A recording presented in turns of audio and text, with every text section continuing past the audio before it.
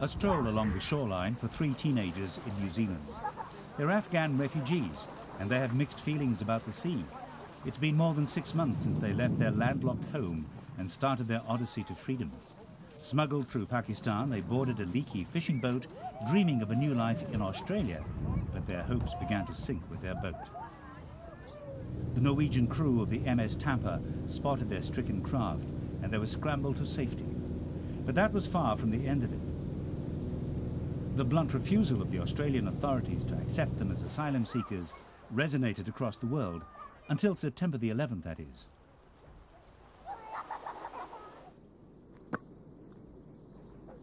The boys from the Tampa, as they've become known, were finally flown to New Zealand, along with 100 other Afghans. This is journey's end for them. After a shipwreck, a fight through the Australian courts, and a short enforced stay on the obscure Pacific island of Nauru, New Zealand is a haven indeed.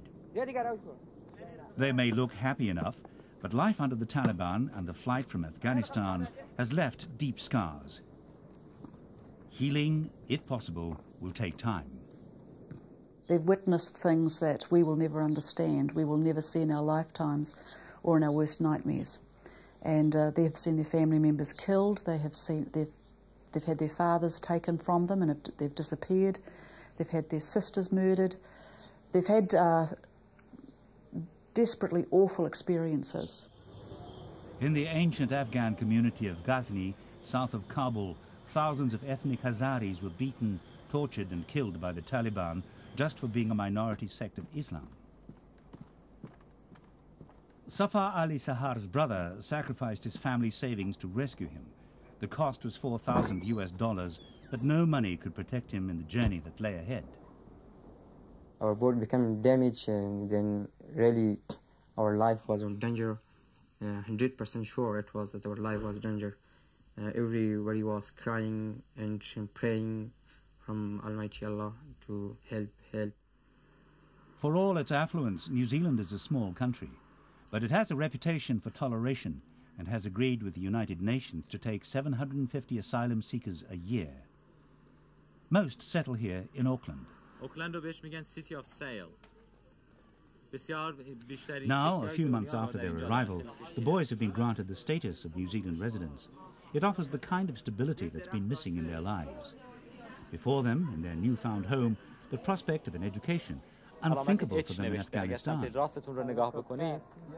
Ramin Farahani, an Iranian, is himself a refugee and speaks the same language as the boys.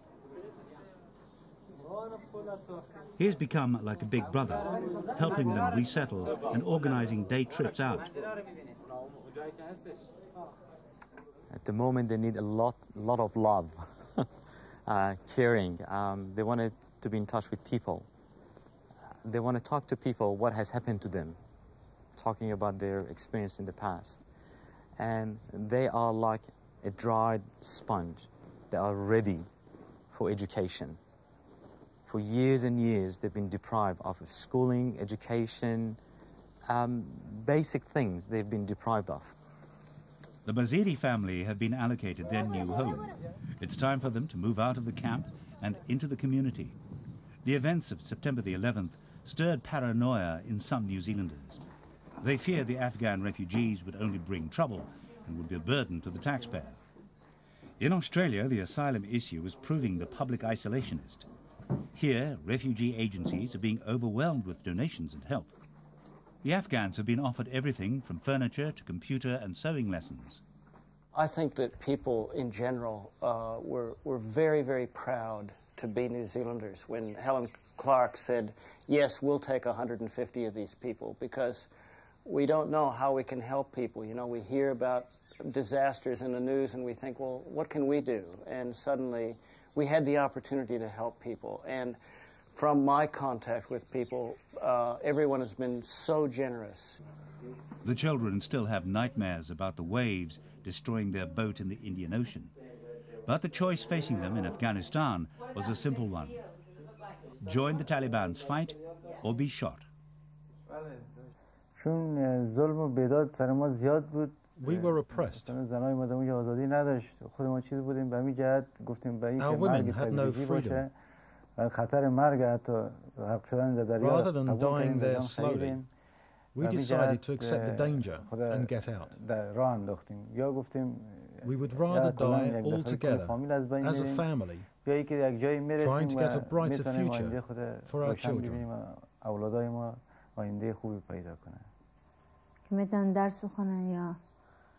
We were not allowed to be educated in Afghanistan. In fact, women had no value. Here we can see that women have a greater value, and that is good. Now I can see a brighter future.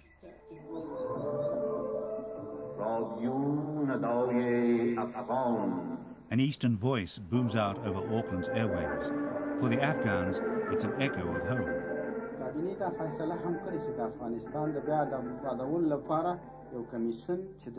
Siraj Salarzi came to New Zealand as an asylum seeker 11 years ago.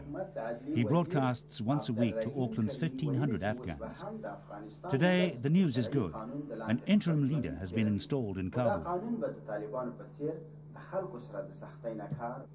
Siraj believes New Zealand's hospitality will eventually help them rebuild their own country. The future hope is that they might be able to return back to Afghanistan, bring with them some of the experiences, some of the skills, and some of the things they achieved, and work for to rebuild the country for the betterment of the Afghanistan. Because Afghanistan does need the support and help of everybody, whether they're still in Afghanistan or whether they're outside. New Zealand's reputation in the international community for fair play has been reinforced by its treatment of the Afghans. It's in strong contrast to its much larger neighbour, Australia, which has been widely criticised for its attitude to refugees and asylum seekers. They have done so much for these kids. And I get a lot of them coming to my office and say, can we write a letter to the Prime Minister of New Zealand, which I'm planning to do, to write a letter, and all of them can sign it. And they are telling me that my own people push us aside. They didn't want us. But now these people who are not from our race or religion or nationality, they are caring us. They're caring about us. The letter to the Prime Minister will have to wait. Safar Ali has been urged by all his new brothers to write to another man. Dear Captain Rinnan, sorry that for a long time we don't know where you were. We wanted to send you some letters as soon as possible, and now we have our opportunity to thank you for your kindness. We will Captain never Rinnan, forget the you. Norwegian master of the MS Tampa, is understandably the boys' hero. He saved their lives. We are going to college this year, and we are very happy in New Zealand. Best wish, Safar Ali Sahar.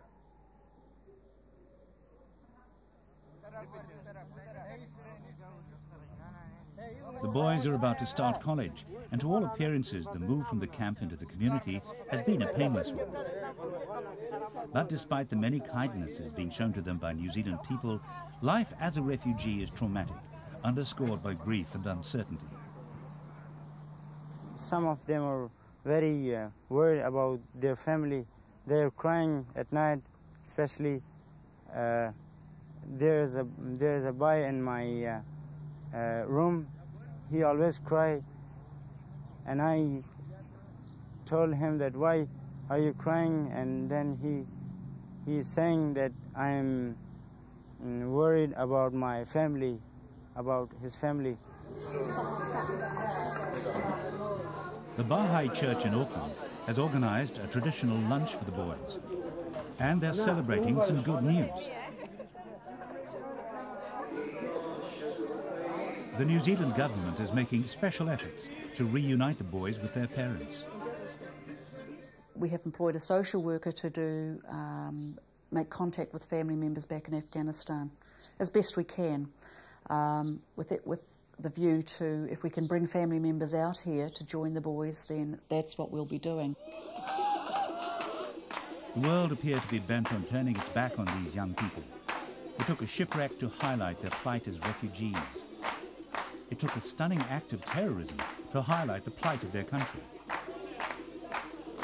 Now they at least have hope. I hope that from about my country to there will be a good government, a good leader will come to Afghanistan to help the people, to think about the people, about to how to make for the people's facilities, to the people's would have a good life. That's my hope.